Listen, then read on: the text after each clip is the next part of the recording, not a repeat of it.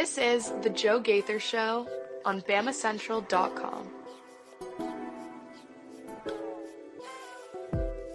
Good afternoon, Tuscaloosa, Internet World. West Alabama, how are we doing? This is the Joe Gaither Show.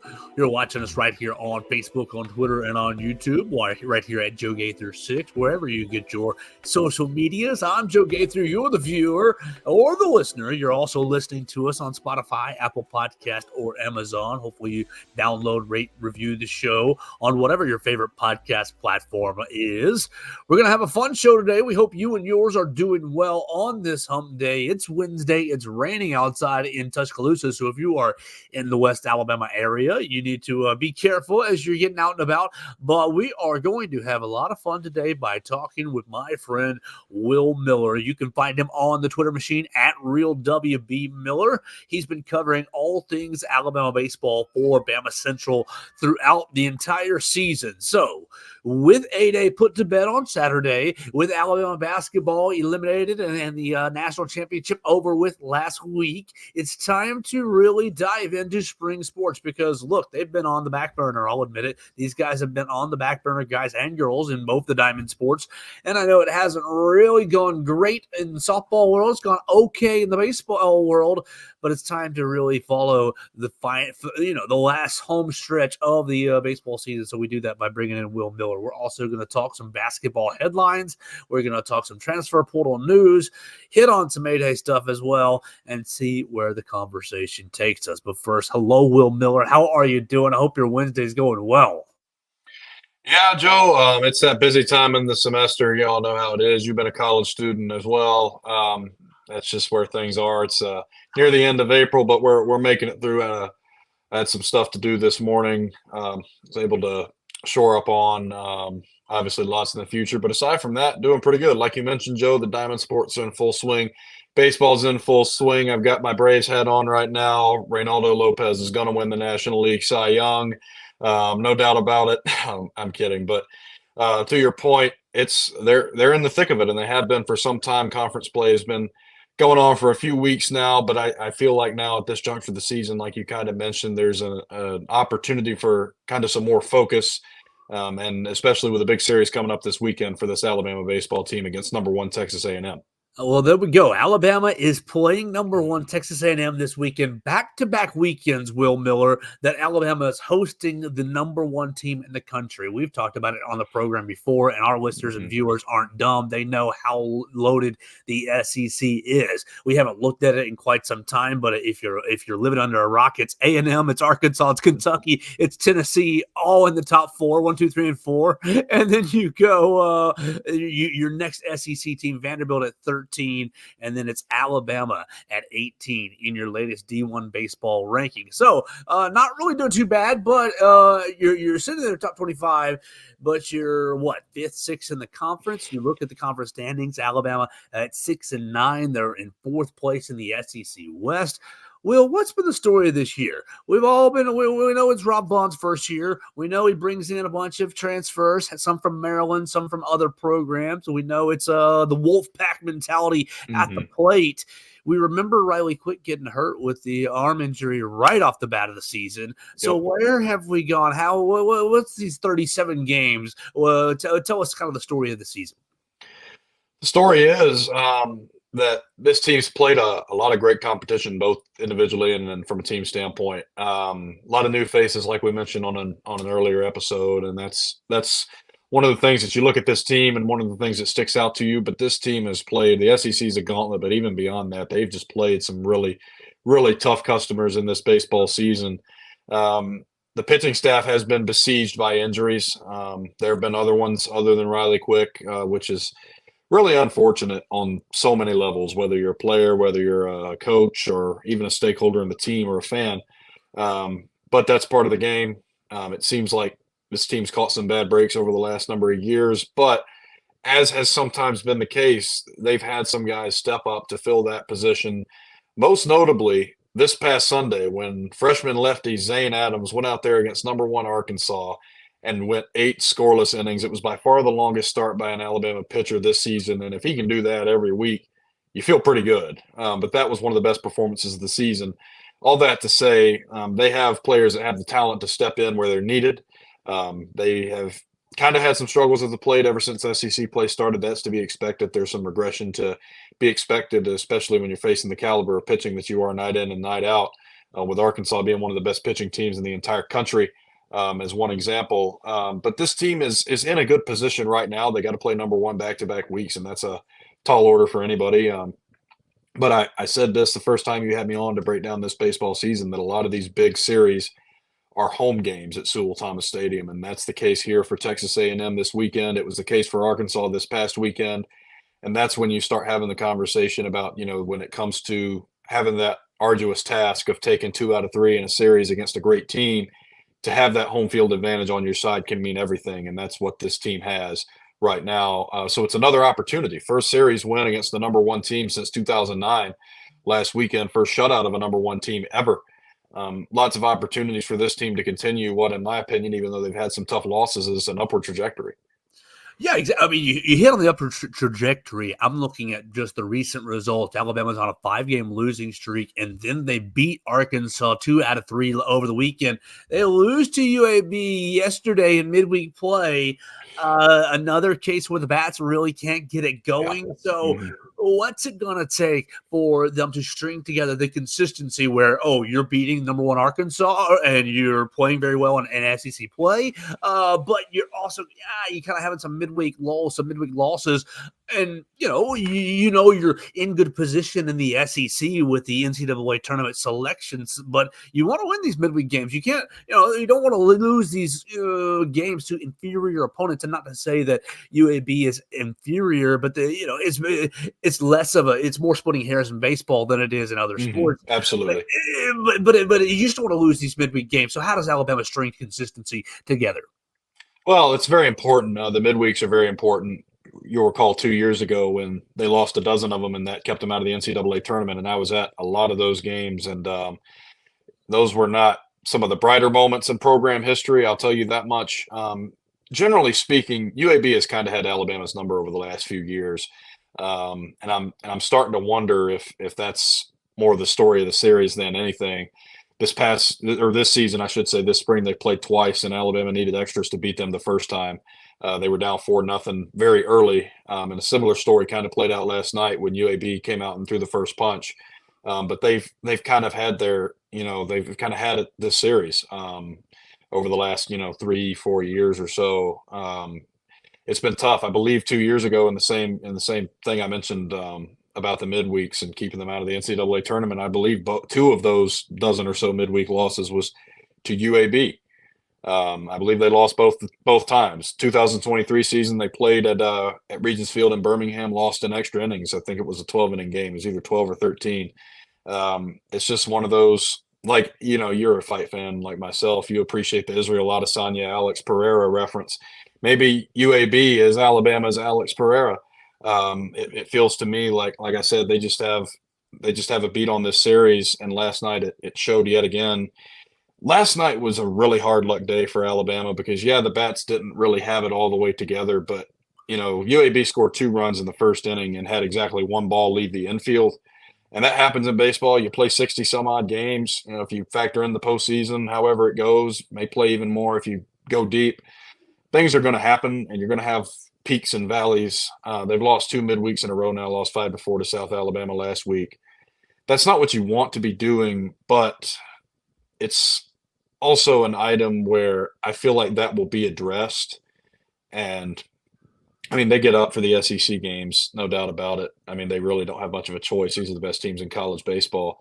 But if you're playing a midweek, you really do have to make sure that if you do win that series like last weekend against Arkansas, that you're not riding the high into then a lull going into whatever your next game is. Did that happen? That's anybody's guess. The offense didn't have it after the first inning.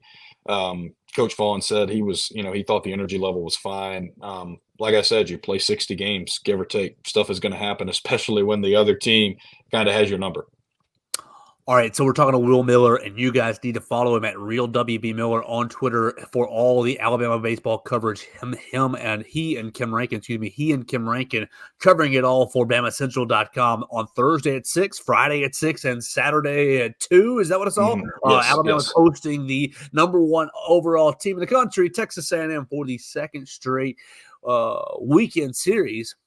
Will, I wanted to ask you, I want you to focus and tell us about two newcomers on the left side of the infield. I want you to talk about Gage Miller, and I want you to talk about Justin LeBron. Two guys brand new to the team. Obviously, Gage Miller transferred, Justin LeBron, a freshman, both contributing and impacting the team in different areas, but just kind of what it means. I mean, you lost Jim Jarvis. You wanted that great glove back. I mean, you needed to replace that great glove. So you kind of did that with Justin LeBron, but the power at the plate that Gage Miller has given you, just speak on what those two guys have given you and how exciting they are as newcomers for the team. Yeah, the left side of the infield obviously is an important position group defensively, and Alabama had some really good guys at those positions last year. Colby Shelton and Bryce Eblin alternating at third, and Jim Jarvis at short, and Eblin is still on the team playing second, which is his more natural position. And he's got a power bat in his own right. It's been absolutely incredible at the bottom of the lineup. But Gage Miller has been an absolute revelation. I've said this a lot, and I think it's a great testament to the eye that this coaching staff had when they were building this roster and they were looking around. They did have to replace pretty much the entire batting order from last year. But Gage Miller has been at the top of the order since day one. The coaches have had continued belief in him. He's been showing his power since the fall. And it's carried over into the regular season. Suffice it to say, he's got 15 home runs, hit one against UAB last night to lead off the game. He's got pretty good defense at third base too. I would say defensively, he's an upgrade. But it's really just getting on base, hitting for power. He doesn't just hit for power, but it's great to have it when a guy does.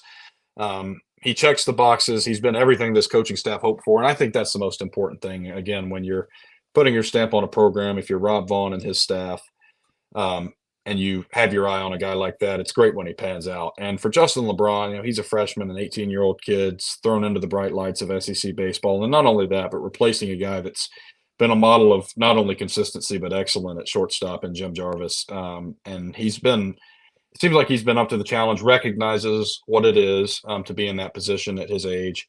But his defensive acumen is incredible. He made a great play last night. I was sitting in the press box while the jumping throw a la Derek Jeter. And I literally in the press box, I looked over to the guy next to me and I said, no play. And he got the guy out. So he's done that on a few occasions. And he's got the ability to do it. And his bat's pretty good. It'll continue to get better. Like I said, he's young. He's getting used to SEC pitching. He's got 6 home runs on the year, if I'm not mistaken. And he's actually been moved up to the 3-hole in the order. He's batted all over the place, but the coaching staff kind of switched up the batting order over the last couple of weeks, particularly after that really rough Kentucky series 2 weeks ago. And that was as tough sledding offensively as this team's probably going to see all year. That team is a machine. But those two guys have been great for this team on so many levels. Offensively, defensively, they're really good. And in terms of being new to this program, I don't know that you would know it. I really don't know that you would know it. The learning curve's obviously going to be there, but they've risen to it. All right, so Will, my memory last year was at Sewell Thomas Stadium, the regional, Alabama hosting, and really getting late into the night, but the Joe still being pretty electric. That's one going to be it sticks with you right there, and you haven't. And so I ask you, building off that, where does Alabama stand in its efforts to replicate hosting a regional? You see them there at D1 baseball at 18 this week, and obviously they beat Arkansas on the on the series last weekend. Big series this weekend, and 5 SEC series left to go until the SEC tournament up there in dangerous Hoover. But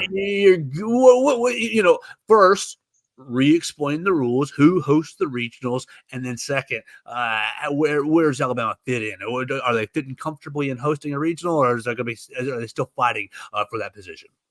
That's a really good question, Joe. I think that's something that people would be itching to see again. It was a great experience last year. You were there. And I think that Alabama will have to make up some ground right now in the SEC. The regionals go in the top 16 national seeds. So the committee will meet on selection Monday. It's a Monday, and they will assign their top 16 seeds. The criteria is, there's a human element to it, but whoever gets those will host a regional. And then, like in Alabama's case last year, they were the number 16, the very last regional host.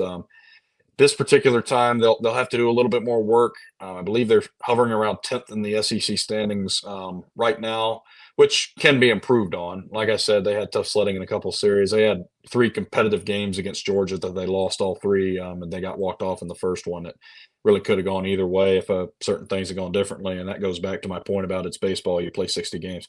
But if they can win this series next weekend or this upcoming weekend, that'll go a long way. Just be consistent. Like you said, string it together, be consistent, take 2 out of 3, maybe sweep. If you can sweep, you'd love it. And that's certainly the mentality that this team has, but just win those series, get those ranked victories. There'll be no shortage of opportunities, build up that RPI, build up that ranking, get a high seed in the SEC tournament. Alabama was a number 9 seed in the SEC tournament last year, and they did get a couple of big wins over there at the Hoover Met. But that was the seed, and then they went on to host a regional. I think that speaks more than anything to the depth of the SEC. Get around that mark, top 8, and then win a few in Hoover, and you have a strong record. You should be in good shape. That's what this team will probably need to accomplish. Like I said, it can be done, but this is a gauntlet. It's not going to be easy for anybody. All right, so Alabama's hosting Texas A&M again this weekend, and they hit the road back-to-back weekends against the 2 Mississippi schools, Ole Miss and Mississippi State. Then their last home series is here against LSU, and then they'll have the finale on the road at Auburn. So, Will Miller, one more time, sell the people. Why should they come to support the team against Texas A&M and against LSU? 2 more home series, 6 more SEC games, 6 more opportunities to get to the Joe, guaranteed at least. Hopefully there's going to be more, but what's the pitch? Your last little bit of time to support Rob Vaughn this year. Well, number one, you can see me in the press box. So that's a great attraction, obviously. Absolutely. That's the number one attraction. But in all seriousness, Coach Vaughn has talked about a brand of baseball that this team wants to play, and it's an exciting brand of baseball. You talked about the pack offense. That's a real thing. This team hits. This team sends it over the wall. Right field has been great. That's as much of a part of the atmosphere as anything. The right field terrace student section, they have brought it all year long. And it helps when you want to be a part of that. When you're in the stadium, wherever it is that you're sitting, the atmospheres have definitely been on an uptick from when I first started covering the team, which was 2 years ago or so. And the atmosphere is palpable. And you know what? Like I said, if you want to see this team win these games, be part of the atmosphere. This home field advantage is nothing without fans. It's nothing without everything that the fans are doing to affect the game, and they can affect the game, especially in college sports. You see it everywhere. And it's really, really tough to win when thousands of people are jeering at you, booing, hoping you lose. Now, mind you, nothing obviously excessive. They do have the reminder that UA stands for class and dignity before every game. You've heard it. I wouldn't call it anything extreme from what I've seen, other than the time at Regents Field that guy jumped the fence and tried to get into the dugout, but that wasn't in Tuscaloosa. That was crazy.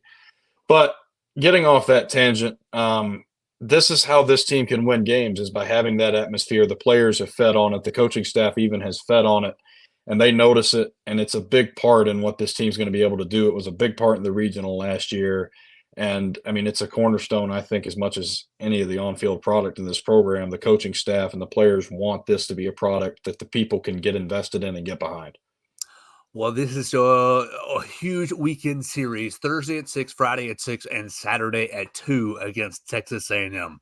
All right, Will Miller, let's put the baseball to bed. We've talked enough baseball for other people. We'll talk a whole lot of baseball on the program.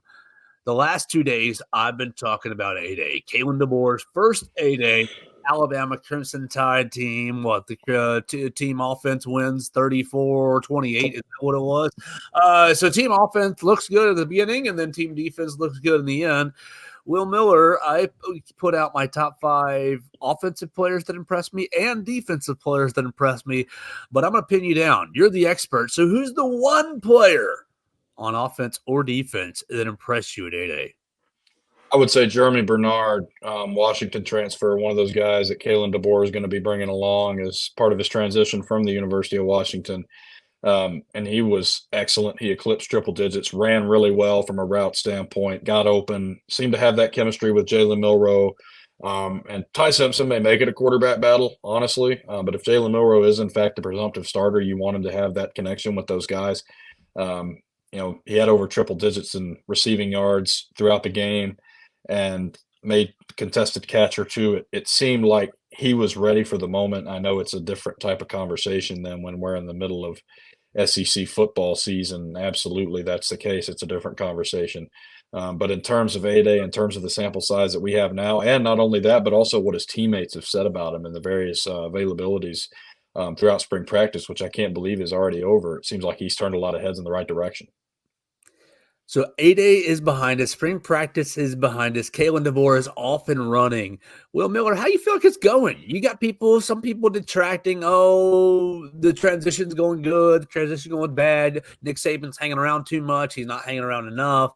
Just kind of put us, give us a bookmark. Well, how do you think the transition is going from legendary head coach Nick Saban to Kalen DeVore? I think it's difficult to judge just because of the seismic nature of things. That's a word I used on the very first show we had when Kalen got hired, and I think it's still the case. It's hard to compare. This is unlike anything we've seen. In terms of Kalen DeBoer himself, I think he knows that. I think he understands the magnitude of where things are and has risen to it. He's well spoken, seems to be an involved presence, as obviously does Nick Saban. I think in terms of, and I said this again, I said this back in January, I think there's a certain level of the curtain's only going to get pulled back to the maximum extent once you start playing the games. And there's no substitute for that. There's no way to replicate it truly. But what you can do is assess the eye test, and I think that Kalen DeBoer has risen to that. Um, and I'm sure he's had the conversations about that particular aspect of things. But it looks like they're ready for the season to start. The players that are here have bought into this new coaching staff. There seems to be a certain palpable energy around the program. Definitely a lot of changes. It is a transition period in a lot of key ways. Um, and I think we're at a point right now where the last unknowns aren't going to be answered until you pull back the curtain on August 31st to play Western Kentucky and go from there. Well, we've got 130 something days until that happens, so plenty of time to get into football. But the college basketball and college football transfer portal windows are wide open. The football window hasn't really, not a whole lot of activity yet, still from the Alabama perspective, not a whole lot of departures or arrivals. I guess you can officially say Caden Proctor is an arrival, but not a whole lot of drama this week for that. Let's talk basketball because you've seen lots of departures, and that's okay. It's the way the sport goes. But the most recent, I've already talked about Sam Walters. The most recent departure is Nick Pringle. Nick Pringle last night. It seems like a trend. These guys are all going to the portal after 9 p.m. It's like I don't know. It's like their bodies are still on West Coast time because they spent 3 weeks out there on the West Coast for their historic run. But now Nick Pringle joins Sam Walters and joins really a bevy of guys. Chris Parker. I have my list right there. Chris Parker, Rylan Griffin. Obviously, Aaron Estrada is out of eligibility. Davin Cosby and Sam Walters all going in the transfer portal. Will, you shedding tears over Nick Pringle? I expected it since around December, so I'm not shocked by this. I just felt like he would want to be somewhere else, and I know that the energy that he brought throughout the NCAA tournament may have given the lie to that sentiment just because of the presence he was on the floor, the type of teammate that he was. But really, that's not new from him. You saw it in March Madness last year as well. I think that Blake Byler tweeted this out that he left it all out there on the floor when he was at Alabama. I just think it was time to move on, and so no, my jaw's not on the floor. And I think that he will find a fit somewhere. It wasn't his year. It wasn't his year this year. He had some struggles, some injury difficulties, some suspensions. He had a couple brief ones that he came back from, and I think that kind of got the message on some of those. But again, just all things considered, it seems like the whole deal just kind of ran its course. And what a team guy he was. And what a great presence that he was throughout the historic Final Four run that we're just now and is just now in the rearview mirror. But I think he'll find a fit somewhere, but I'm not surprised. All right, so help me now because Mark Sears has made an announcement about an hour ago, roughly an hour ago, saying that he's declaring for the NBA while maintaining his college eligibility. The deadline to declare his withdrawal from the NBA is June 16th. So he's got April, May, June, 2 months roughly from today to get evaluated and decide if he wants to stay in the draft process or return to school. All right, so you get to decide. Does Alabama have 3 portal spots or 4 portal spots? Is Mark Sears going to come back to school? Because if he comes back to school, the Crimson Tide has 3 portal spots. And if he stays in the NBA draft process, then Alabama will have 4 spots to fill. Will Miller, does Nate Oates have 4 spots to fill or 3? I think he'll end up having 4. And it may not even just be about Mark Sears. We saw reports yesterday that former Auburn guard Aiden Holloway is coming to visit Alabama today. No, beg your pardon. Tomorrow is Thursday. Like I said at the top of the show, it's that point in the semester you get them confused. The days they all run together. But if there is interest and he decides to come to the capstone, then I probably think that would spell the end for Mark Sears, which the optics of that are not going to please the fan base. But the reality is, I mean, not only is the NBA draft class this year pretty weak, even by expert standards, you also wonder if Mark Sears has given everything in an Alabama uniform that he possibly can. And is now the time for him to take that opportunity and go pro, whether it be the NBA, getting a shot in the NBA, or going overseas, or testing the waters of the transfer portal, which I don't see as overly likely at this exact second, because I think that he sees this as a juncture where he can test that professional pathway. But either way, as of this announcement, I don't expect him back. All right, so we'll say goodbye to Mark Sears for now, and we'll see how and what he does in the NBA draft process. The NBA draft is 10 days after that deadline. I think it's June 26th. So we'll be watching with bated breath to see what Mark Sears does. You mentioned Aiden Holloway, so let's talk some rumors. Alabama is reaching out to several different players: Cliff Amore, Aiden Holloway, and Liam McNeely. Liam McNeely is a class of 2024. What is he? 5-star player out of Montberry Academy in Florida. He's the number 15 overall player. Now, you've got Alabama in on a lot of these good players. Cliff Amore, the 6'11", 7-footer, whatever you want to call it, from Rutgers, big-time rim defender, and obviously Aiden Holloway, the fellow that you just alluded to. All 3 guys with lots of potential. And okay, in a perfect world, you get them all, and that's great.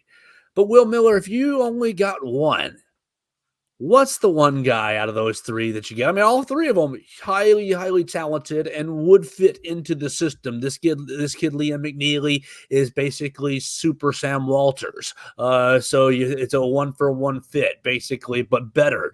Cliff Amore, you didn't have a rim protector all year long.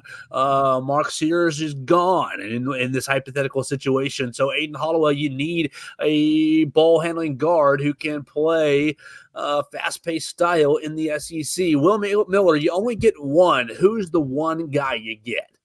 Yeah, I'm picking Rutgers. The rim protector, or lack thereof, was one of the most glaring issues for the Alabama team this past season, not having that big that could go compete on the inside from a physicality standpoint. Replicating that, it's not something you really want to be without. Obviously, this team was able to have great success. We know that. You know that. You were in Phoenix. But that's where I think the direction is going to go. I still think that Nate Oates saw enough to recognize that absence was glaring this past season. What do you think about Omar Ballo going to Indiana?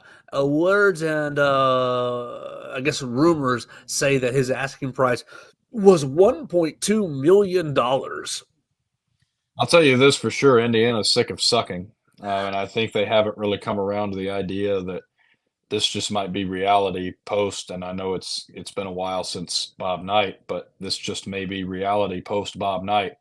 But Indiana doesn't want to accept that. Historic venue, great tradition and fan base. There was a lot of questions as to whether Mike Woodson would keep his job this past season. Would Indiana be one of those jobs that opened up? We had a lot of major jobs open up this past cycle. Kentucky, Louisville, and Michigan all in one shot. I can guarantee you that never happens again. And you never know what's going to happen in college sports, but I feel pretty sure about that one. He almost added Indiana to the mix.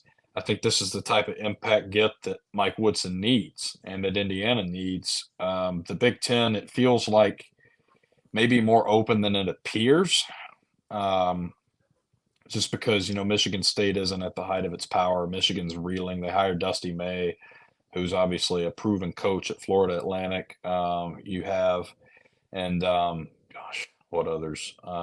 You got the likes of Ohio State, which recently hired their interim head coach, who actually did a pretty decent job here to end off the season. Fred Hoiberg was great at Nebraska last year, by the way, and I know I'm missing a couple off of the top of my head in terms of who was like really good in the Big Ten. But my point is, even with where the records stand, I feel like the league is more open than those indicate. And I think that if Indiana can be competitive in that league, it may be a situation, where it's not like 2 years ago where they were playing into the NCAA tournament. And once again, I'm blanking on who was really at the top of the heap, and I shouldn't be. But this is the Illinois. type of, yeah, of course, Illinois. Yeah, that's the one. Illinois, Iowa State. Yeah, Iowa State's in the Big 12. Oh, yeah. But no, Illinois, Brad Underwood's done a tremendous job over there, revitalizing a program that was really good up until the mid 2000s, and then fell upon some hard times. But he's been a great coach for them, and he's had them seeded as a number one seed before during the COVID season, the year after COVID started. Got trounced by UConn, which is really not an indictment of anything. Who didn't? Right, exactly. But I think Indiana wants to compete. I think they want to compete now. I feel certain that the people that are, filling out the donor forms are certainly in that camp. And maybe that played a role in landing him, I guess. I know I got really long-winded with that, but that's the type of impact move that you'd expect them to make if they've got donors with deep pockets that are just tired of it. All right, last thing for Will Miller before we get on out of here. You're following him at Real WB Miller on the Twitter machine, and you can follow him for all of Bama Central's baseball coverage. Big series this weekend against Texas A&M, Thursday at 6, Friday at 6, and Saturday at 2 p.m. over at Sewell Thomas Stadium. Get out there and support the Crimson Tide. We're staying in the transfer portal, Will Miller. The last 2 days, like we said, I talked Alabama offense on Monday and Alabama defense on Tuesday. I basically teased the transfer portal on Monday and Tuesday, saying these are Alabama's offensive needs and these are Alabama's defensive needs. You're not a dummy. Everybody who wants to hear my opinion can go back and listen to those shows. For you today, one pick out of the transfer portal. What are you adding to the football team? You take the rim protector for the basketball team, but the football team's definitely going to be shopping in the transfer portal. There's some needs. What's the one thing that Will Miller's adding to this team for Kalen DeBoer to make sure that he gets to the college football playoff? Well, I think that, and there's a good amount of talent on this side already, but I'm almost adding a defensive back. You can never go wrong with those, especially when you're losing two high impact guys like Kool-Aid McKinstry and Terrion Arnold. They brought in Keon Sabb. Obviously, there were rumors very early in this transition process that Jabbar Muhammad was coming. That would have been a massive, massive get had they been able to pull it off. I don't know how far that went, but the rumors flew around, as well as I do. But you can never say no to a really good defensive back. Whether it be a guy who's better in man, a guy who's better in zone. You want that versatility because the SEC is going to throw it at you from an offensive scheming standpoint. You always want to feel confident when you're talking about the defensive backfield. I feel like, and I was having this conversation with a friend of mine recently, where the MO in modern football is the passing game has evolved, is limit chunk plays and don't get beat deep. And with a really, really good cover guy, you can do both of those things at once. He's Will Miller. He's joined us on the show several dozen times. Will, this is like our 200 and something episode. Can you believe it? We made it this long? Man, it's been awesome, Joe. I still remember that first week. There we go. So we're going to have a lot of fun the rest of the week. I'm going to try to get out to the Joe on Friday. That sounds like my day. Friday, maybe Saturday, but definitely Friday sounds like my aim to go see Alabama against Texas A&M live in person. We'll catch up on the softball side of things in the next couple of days as well. Oh, my goodness. Those ladies have a rough time, a real rough time in the SEC. And so we'll have to update you on that as well, probably with Katie Wyndham or someone else, one of our other softball experts. Well, let's get out of here for the day. You got anything else that people need to know that I was a dummy and left off the plate? Well, UFC 300 was great. So if you get the chance to go rewatch that, I'd highly suggest it. I won't spoil anything for those who don't know, but trust me, totally worth it. Yeah, it was a great card, and the UFC keeps rolling on. So we will keep following it all with Will Miller right here on the Joe Gaither Show. Let's get out of here for the day. You watched us on YouTube, on Facebook, and Twitter. You'll listen to us on Spotify, Apple Podcasts, and on Amazon. It's the Joe Gaither Show on Bama Central, and we appreciate everybody who subscribed, rated, and reviewed the show. We'll be back tomorrow with another edition of the Joe Gaither Show right here on Bama Central and Bama Central. Thanks for joining us on today's edition of the Joe Gaither Show on Bama Central. Keep up with Joe on all his social media pages at Joe Gaither6. Subscribe, rate, and review the show on Spotify and Apple Podcasts, and be sure to read us daily at BamaCentral.com.